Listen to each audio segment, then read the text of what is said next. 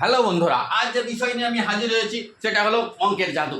আর এইরকম অঙ্ক সরকারি যে কোনো পরীক্ষায় আসবে। তো এসব অঙ্কটা কি আমরা একবার দেখে নিই। অঙ্কটা হলো চিনির দাম 20% বাড়লে একটি পরিবার কত শতাংশ চিনির ব্যবহার কমালে তার খরচ বাড়বে না। অর্থাৎ কোনো জিনিসের দাম যদি বাড়ে তাহলে ওই পরিবারটি তার ব্যবহার কত শতাংশ কমাবে, এমন একটা প্রশ্ন।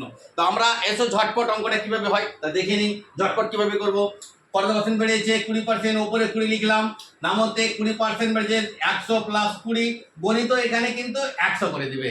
তাহলে উপরে থেকে গেল 20, নিচে দেখো 120, গণিত 100, 20 একে 20, 6 20 120, 50 দুগুণে 100, 3 দুগুণে 6, তাহলে কত হলো 50/3, 3 ষোলন 48, 16 পূর্ণ 2-3% ব্যবহার কমাতে হবে, তাহলে তার কিন্তু খরচ বাড়বে না। Thank you.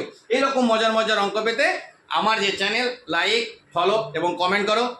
Thank you.